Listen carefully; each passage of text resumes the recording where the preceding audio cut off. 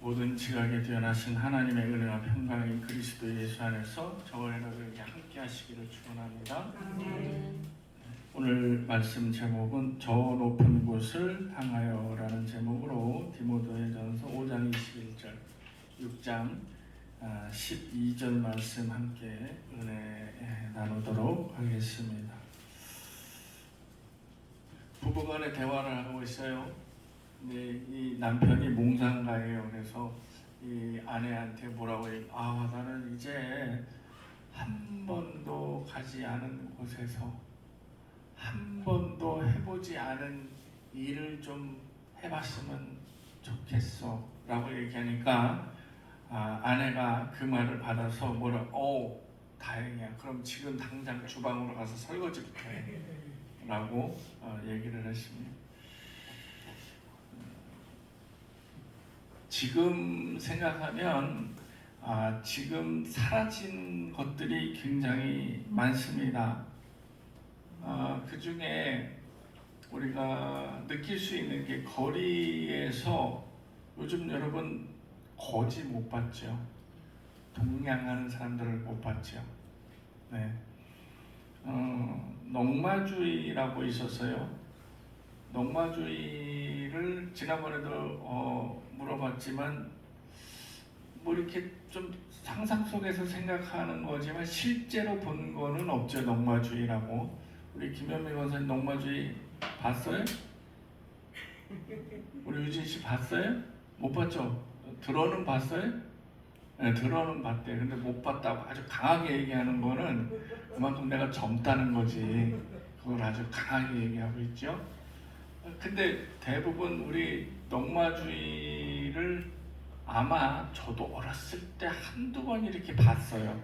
어렸을 때. 그 이후로는 못 봤습니다. 거기다가 또 이제 우리가 어렸을 때 흔히 본 것들이 이 미친 여자들 돌아다니는 머리 산발하고 옷들 그렇게 막 그냥 한여름에 털코트 입고 그러면서 막 동네에 들어오려고 그러면 어른들이 못 들어오게 막 그냥 그때 왜 이렇게 때렸는지 몰라. 막 때리고 근데 미친 남자가 돌아다니는 거는 별을 못 봤는데 미친 여자 돌아다니는 거는 많이 본 것 같아요. 근데 제가 살던 경기도 남양주군 별내면 관전리 산 300 여기도 왔었어. 어떻게 그렇게 왔는지 몰라요. 그 시골에.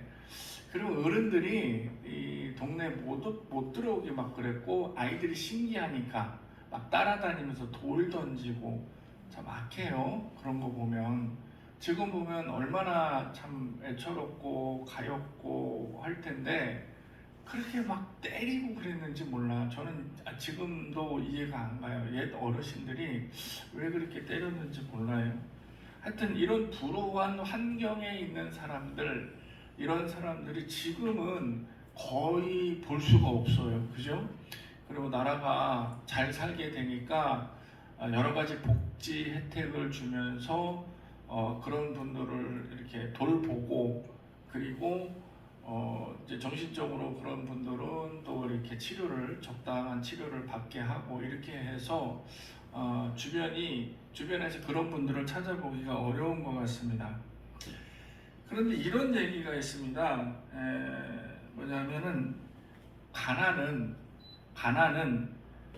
나라님도 못 고친다. 이런 얘기 들어보셨죠? 가난한 거는 천하의 임금이라도 이 가난한 것을 어떻게 떼어버릴 수 없다라는 맞습니다. 세상의 모든 가난한 것들을 우리 교회가 아무리 많다고 해도 이 가난을 다 몽땅 다 책임질 수는 없어요. 그 맞는 얘기예요. 그런데 한 가지 분명한 사실은 우리가 이 세상에 존재하고 있는 모든 가난을 우리가 어깨에 짊어지고 책임질 수는 없지만 그럼에도 불구하고 우리는 외면은 하지 말아야 된다는 거죠. 이분들을 외면하지 말아야 된다는 사실입니다. 그래서 오늘 본문 말씀을 보면 5장과 6장이 연결된 말씀으로 우리 기독교인들이 갖추어야 할 기본 소양을 바울 선생이 우리에게 가르쳐주고 있습니다. 우리가 겪어온 지난 날을 생각을 해보면은 가난에서 벗어난 지 불과 몇십 년 되지 않습니다. 제가 어렸을 때니까 막 3, 40년 정도 그 정도밖에 되지 않아요. 그리고 제가 어렸을 때 3, 40년 정도에 굶어 죽었다라는 그런 얘기는 아주 특수한 경우를 빼놓고는 그렇게 흔히 발생하지 않아요. 그 전에도 3, 40년 전에도 그렇게 우리가 가난하다고 여긴 그때에도 굶어 죽었다라는 그런 얘기는 나오지 않았습니다. 지금 자라나는 아이들에게 돈이 없어서 먹을 게 없어서 굶어 죽었다 그러면 이해가 안 됩니다. 왜? 먹으면 되잖아 라고 얘기를 하는 거죠.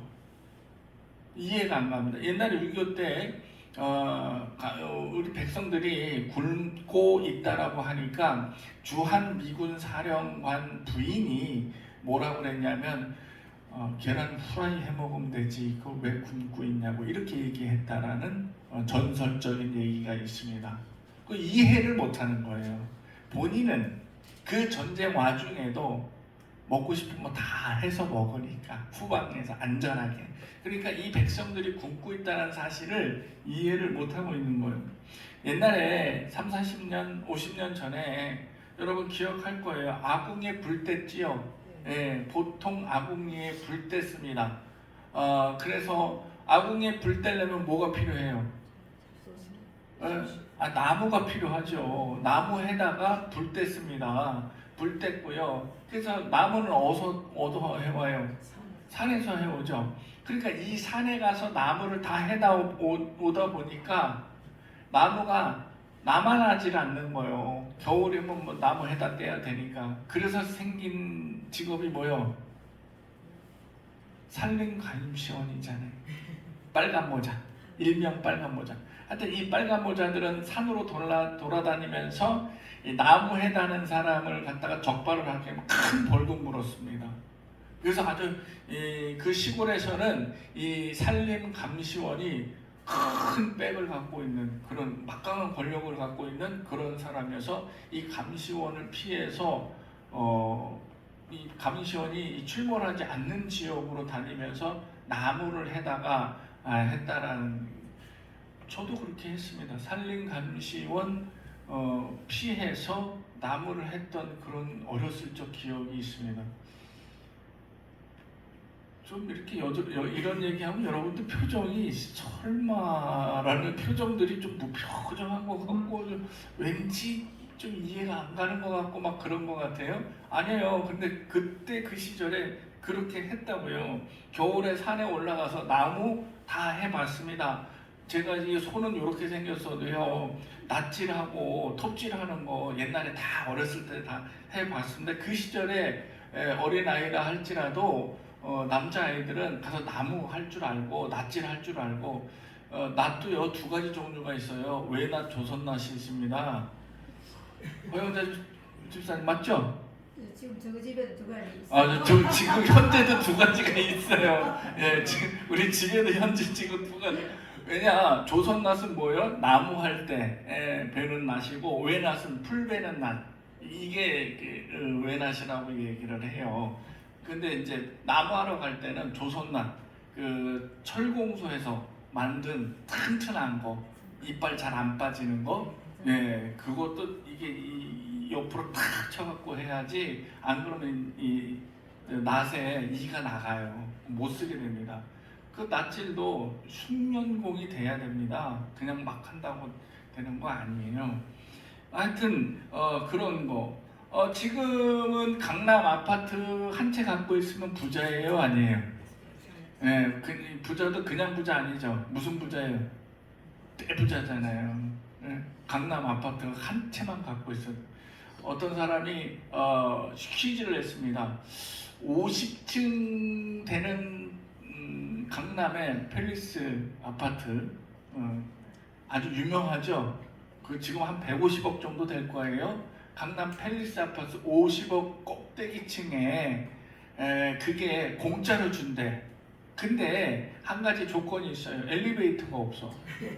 그래서 50층을 올라내리라 해야 돼. 그러면 그거 그거를 받겠냐 아니면 그냥 편하게 살겠느냐 두 가지 조건이 있더라고. 엘리베이터가 없는데 여러분 어떻게 하시겠어요? 팰리스 아파트 150억짜리 엘리베이터 없는 그거 그냥 받겠습니까? 아니면 50억 아무리 150억이라 그래도 50층을 오르락내리락 하기에는 난 힘들어. 올라갔다가 차에다가 현관문 키를 놔두고 왔네. 이러면 어떻게 50층 또 내려가야 되는 거 아니에요?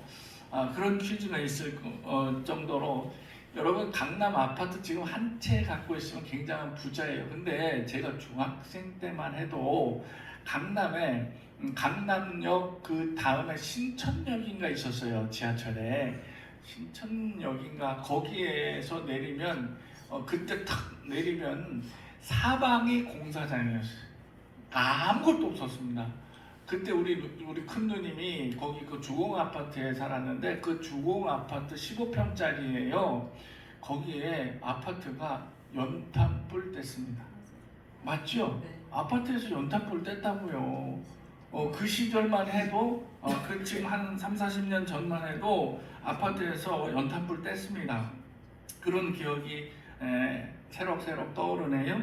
이 현대를 살아가는 우리 모습들이 이랬어요. 불과 3, 40년만 해도 나무 했고요. 겨울에 나무하러 다녔고 또 진흙 퍼다가 아궁이 만들고 아궁이 그 갈라지면 또 갔다가 또 한 대 퍼다가 또 물 개가지고 또 이어 붙이고 이렇게 해서 또 아궁이 만드는 솥단지 걸어놓고 이거 다 기억들 나시죠?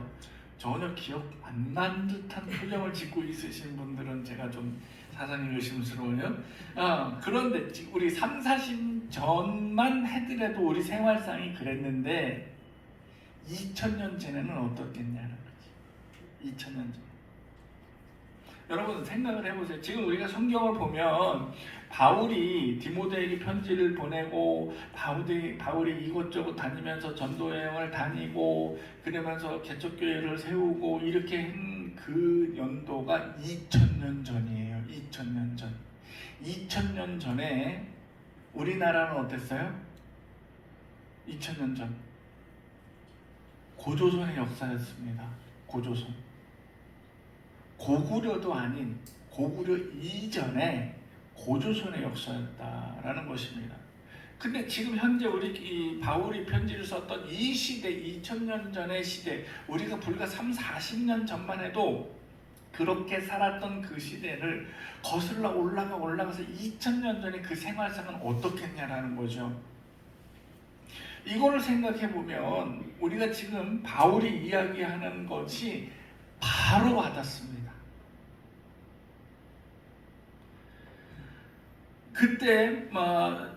그때 잠깐 유추를 해보면 우리 3, 40년 전만 해도 농마주의도 있었고 거지도 있었고 그랬는데요.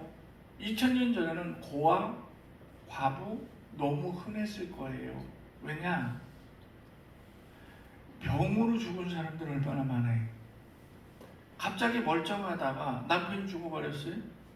그럼 고아가 아이들 데리고 키워야 돼요. 갑자기 멀쩡하던 부모님이 전염병으로 돌아가셨어요. 그러면 졸제 고아가 되는 거예요. 그런데 한 동네에 얼마나 많았겠냐. 그러니 이것저것 다 잃고 떠돌아다니는 사람을 나그네라 얘기할 수 있는 거예요.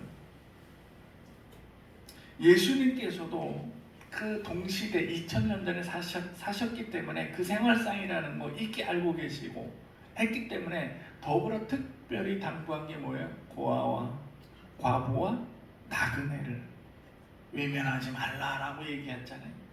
그렇게 말씀하셨습니다. 바울 역시도 마찬가지로 고아도 과부도 나그네도 외면치 말라라고 부탁이 얘기를 하고 있습니다. 오늘 5장 말씀에서 아주 집중적으로 이 과부가 뭐냐라고 과부에 대해서 언급을 하고 있습니다. 과부는요 혼자가 아닙니다. 과부는 딸린 식구들이 있어요. 자식 새끼들이 주렁주렁 있습니다. 근데 지금도 여자 몸으로 혼자 이 세상을 살아가는 데는 굉장히 어려움이 있습니다. 아무리 현도화되고 아무리 복지가 있고 해도 주변에 여자 혼자의 몸으로 아이들 데리고 살아가는 거는 굉장한 벽이 있고요. 굉장히 어렵습니다. 그런데 지금도 그런데 2000년 전에는 얼마나 힘들었겠어요. 모든 것이 다 수공업입니다. 기계화되는 게 일절 없습니다. 모든 게 다 내 손으로 해야 되는 그런 상황 속에서 하다못해 밥을 애들한테 해 먹이려면 몇 시간 걸려요. 일하면서. 3절에 16절을 보면 교회가 과부를 대하는 지침에 대해서 이야기하고 있습니다. 그게 요약해서 얘기를 하면 첫째, 아무도 돌볼 사람이 없는 경우 이를 과부라라고 얘기하는데 교회는 이 과부를 외면하지 말아야 된다는 것입니다. 둘째로 과부이면서도 장성한 자녀들이 있다면은 그 부양 의무는 자녀들이 책임져야 된다는 거예요. 과부라 해서 무조건 도와주는 것이 아닙니다. 과부라 해서 미성년자 아이들 취약 아동들이 있고 정말 혼자 힘을 어떻게 할 수 없을 정도의 과부라면 당연히 도와주지만 장성한 아이들이 있다면 장성한 성년의 자녀들이 있다면 그러면 이 과부는 이 성년의 자녀들에게 부양 의무를 맡겨야 된다는 거예요. 무조건 도움을 준다는 것이 아닙니다. 왜냐? 그 자녀들은 부양의 책임이 있기 때문이다 라고 이야기를 하고 있습니다. 셋째로 여기저기 돌아다니면서 향락에 빠진 과부 그리고 또한 향락에 빠진 젊은 과부는 돌아볼 필요가 없다라고 아주 단호하게 바울이 이야기하고 있습니다. 5절에 보면은 5장 5절에 보면 참 과부다라고 참 과부로서 외로운 자라고 얘기를 하고 3절에 보면은 참 과부인 과부를 존대하라라고 얘기를 하는데 이게 뭐냐면은 여기서 바울이 이야기하는 참 과부는요. 이 과부로서 외로운 삶을 살지만 그래도 어느 정도 60세 이상의 나이가 됐고 그리고 나서 하나님 앞에 기도와 경건함에 애쓰고 힘쓰는 자를 참 과부다라고 표현할 수 있다라고 5장에 기록을 하고 있습니다. 바울은 이 과부들에 대해서 절대 외면하지 말고 교회로서 돌볼 사람이 없고 그리고 연로하고 그리고 이분이 참으로 진실함이 있는 덕목을 갖춘 분이라면 먼저 우선적으로 도움을 베풀어야 된다라고 기록을 하고 있고 오히려 젊은 과부에 대해서는 14절에 보면 14절에 이 젊은 과부에 대해서 얘기하는데 이 과부가 이것저것 돌아다니면서 오만 잡것들 참견 다 하고 별별 일을 다 하고 이러면서 골치 아픈 일을 만들어내고 양성해내고 향락에 빠져있고 괜히 문 남성들을 유혹이나 하고 이럴 바엔 차라리 재혼해라. 이게 14절의 말씀입니다. 차라리 재혼해서 애 낳고 가정을 꾸리고 사는 것이 현명한 선택이다 라고 이야기를 하고 있습니다. 바울은 또한 교회 목회자와 장로에 대해서도 그 행동 지침을 언급을 하고 있는데요. 먼저 이 교회의 지도자급 목회자와 장로 정도 되는 지도자급 되는 사람은 어떤 일을 해야 되냐? 매사에 오늘 말씀처럼 21절 말씀처럼 매사에 편견 없이 행동을 해야 된다라고 이야기를 하고 있습니다. 절대로 편견을 가지면 안 된다. 그러니까 공과 사를 엄격하게 구분을 해야 된다는 것을 반드시 기억을 하고 목회자와 장로, 교회 지도자에 있는 사람들은 매사에 언행과 행동을 신중하게 행하라라고 이야기를 하고 있습니다. 절대로 경솔하게 행하지 말라. 말 한마디를 하더라도 경솔하게 이야기하지 마라라는 것입니다. 그러면서 장로를 픽택할 때, 장로를 뽑아 올릴 때는 이 장로에게 시험을 주고 뭐 여러 가지 조건들이 있지만은 시간을 두고 천천히 지켜보라는 거예요. 왜냐하면 이 장로님이 거짓말 잘하는 장로도 있고 진실한 장로도 있기 때문에, 그리고 그가 행한 죄과가 바로 드러날 때도 있고 나중에 드러날 때도 있고, 그가 행한 선한 일이 바로 드러날 때도 있고 아주 나중에 진실이 밝혀질 때도 있고 하기 때문에 천천히 시간을 두고 그를 지켜보고 관찰하고, 이게 뭐냐, 결국은 뭐요, 한 사람의 장로를 선출할 때에도 신중에 신중을 기해서 장로를 선출하라, 이 의미가 되어 있습니다. 요즘 이 장로 때문에 교회 내가 10년 다녔는데 15년 다녔는데 20년을 내가 젊은 청춘을 여기서 다 바쳤는데 나를 장로를 안 준다고 이래갖고 삐져갖고 목사랑 싸우고 나가고 교인들 끌고 난 이 일들이 비일비재합니다. 그리고 장로 안 시켜줬다고 막 분란 일으키고 막 어깃장 놓고 이런, 그래서 일부 목회자들은 장로 없는 교회가 가장 좋은 목회지라고 얘기할 정도로, 그리고 장로들하고 대립관계에 있고 막 그렇습니다. 그래서 이게 참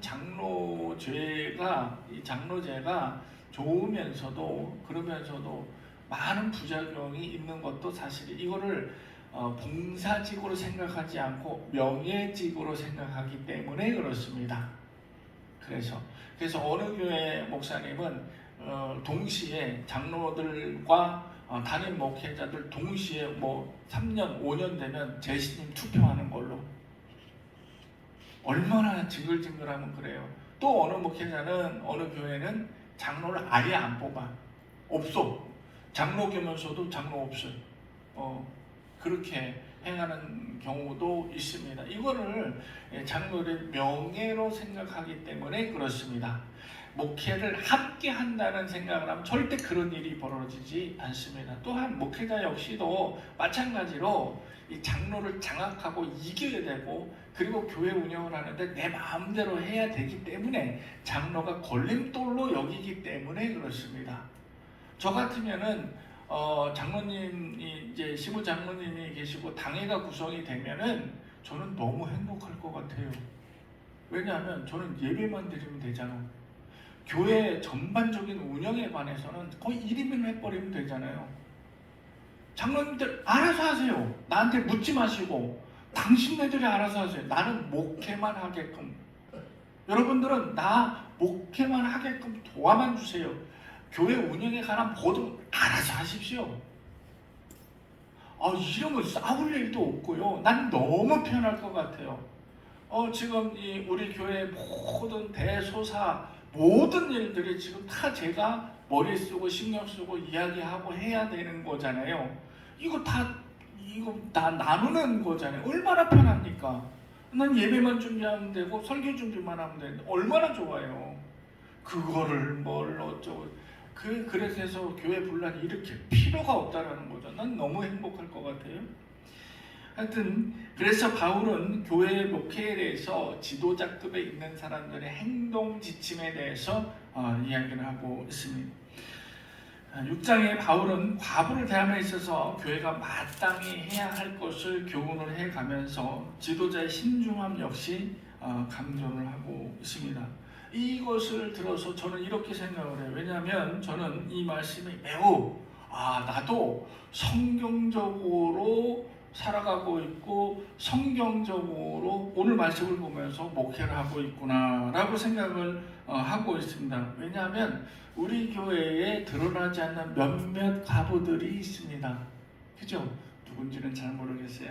몇몇 분들이 있는데 일명 솔로 되신 분들을 위해 제가 무한한 애정을 베풀고 있어요. 얼마나 애정을 베풀고 있는지 몰라요. 할 말도 안 하고 안 할 말도 안 하고 이러면서 그 간시선으로 바라보면서 이 과부와 고아들을 외면하지 않는 참 목회자의 목회를 하고 있다라는 얘기에 웃지 마세요. 왜 실실 웃고 그래. 그래서 뭐 우리 교회를 떠난 가보 몇몇도 있죠. 그분들이 얼마나 안타까워요. 제가 얼마나 그렇게 해드리고 있는데, 예. 그래서 저는 오늘 바울의 말씀을 보면서 성경 말씀에 나도 성경적으로 목회를 하고 있구나. 내가 좀 마음에 좀 깨림직하고 그리고 내가 좀 마음에 안 들어도 저는 꾹 참고 입 다물고 이 과부를 위해서 내가 얼마나 기도하고 애쓰고 있는지 여러분 다 기억하시잖아요, 그죠? 현미 권사님 잘 아시죠? 예, 그렇죠. 동의하시잖아. 무조건 100% 동의. 이게 저는 이렇게 해서 바울의 말씀대로 잘 살고 있구나. 바울의 이 교훈대로 나는 성령적으로 목회를 하고 잘 살고 있구나 라고 생각하고 있습니다.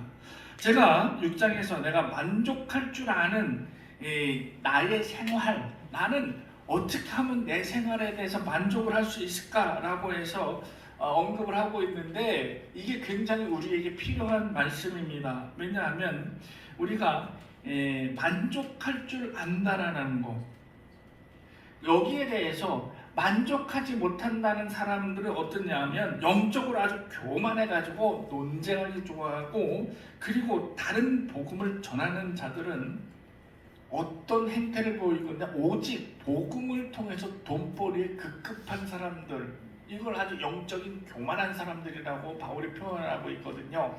그런데 이거는 목회자도 포함입니다. 예수를 믿으시오 라고 하면서 그러면서 뭐 헌금 강요하고 또 강조하고 막 이러면서 이제 이렇게 보면은 그래서 세상 사람들에게 비난을 받고 지탄의 대상이 되는 거지요. 어느 교회 모 목사는 그냥 알박기 아닌 알박기를 하게 돼가지고 아주 적당선에서 해결했으면 괜찮았을 텐데 상상도 할 수 없는 천문학적인 숫자의 돈을 요구하다가 지금 거의 지금 망해가고 있지요. 완전히 보이콧 해버렸습니다. 이게 무슨 꼴이에요? 이 얼마나 많은 이 사람들이 교회가 지금 돈벌이에 나섰냐? 부동산 갖고 뭐하는 짓이냐? 라는 비판과 지탄을 받아도 전혀 개념치 않습니다. 이건 말이 안 되는 거거든요. 6장 6절에 보면은 우리가 추구하는 진정한 부자는 이런 것이다 라고 얘기합니다. 이게 뭐냐면 여러분, 지금 여러분들이 행복감을 느낀다면 이미 당신은 부자인 것입니다 라는 말씀이 6장 6절의 말씀입니다. 그러나 자족하는 마음이 있으면 경건은 큰 이익이 되느니라 라는 그런 말씀의 뜻이 바로 그것입니다. 내가 만족하다, 내가 행복하다, 이게 바로 행복의 첫걸음이고 지름길이다 라는 것입니다. 그래서 이것을 가만히 보면 이것은 실질적인 내 생활의 윤택함, 이것보다는 내가 이렇게 만족하고 자족함으로써 내 영의 풍요로움으로 인해서 인간의 탐욕을 내가 더 이상 부리지 않게 된다는 이야기. 그러니까 내가 영적으로 충만하고 그리고 내가 영적으로 아주 풍만한 걸 느끼고 만족한다면 그런 이 세상에 존재하고 있는 것들을 더 이상 추구하지 않게 된다는 이야기입니다. 그럼으로써 내가 참으로 부자와 같은 마음으로 부자와 같은 행복감을 느낄 수 있다는, 그러니까 뭐예요? 내 영적으로 충만해져야 된다는 거예요. 바울은 이것을 이야기하고 있습니다. 사실 제가 목회를 하면서 저도 그 이전에 사업을 하면서 여러 가지 추구했던 것들이 많이 있었고 사업도 많이 망해봤지만, 그러나 저 역시도 물질에 관해서 많은 것을 포기했다, 손을 내려놨다라고 하면서도 기본적으로 그래도 가난한 것보다 부자가 낫지 뭐야 이렇게 생각을 하는 것이 사실은 솔직히 고백합니다. 가난보다는 어느 목사님은 청은 하겠는데 비는 못하겠어요 라고 고백하는 사람도 있습니다. 그러니까 가난한 삶은 싫다라는 건 못 견디겠다라는 거예요. 그럼에도 우리가 한 가지 안타까운 사실이 있는데, 우리가 나이가 들어서 어느덧 인생이란 참 그렇구나. 그래서 인생의 오묘함을 많이 느끼게 되는 그런 실질적인 나이에 이르면은 사실은 버는 것에 급급하지 말고 이제는 베푸는, 내가 그만큼 벌었으니까 베푸는 것에 더 신경을 써야 되지 않나. 그러나 대부분의 사람들이 머리에는 알면서도 실제로는 그 나이가 돼서도 70이 넘어서도 사업한다고 여러분 70 넘으면 사업한다고 더 할 게 아니라 내려놓고 베푸는 삶을 살아야 되는 거예요. 내려놓고. 이것은 내가 왕성한 이 나이가 되도록 나 왕성한 사회 활동을 한다고 자랑할 게 아니라 이거는 돈의 노예가 된 추악한 삶이라는 거예요. 왕성한 사회 활동을 하고 이제는 왕성하게 베푸는 삶을 살아야 된다는 거예요. 어느 정도 나이에 지긋한 나이가 되면. 바울은 6장 7절 이하에 우리가 이 땅에 태어날 때 빈손으로 왔음을 상기를 시키면서 여러분 이 땅을 살아가면서 먹을 것과 입을 것 있으면 충분합니다.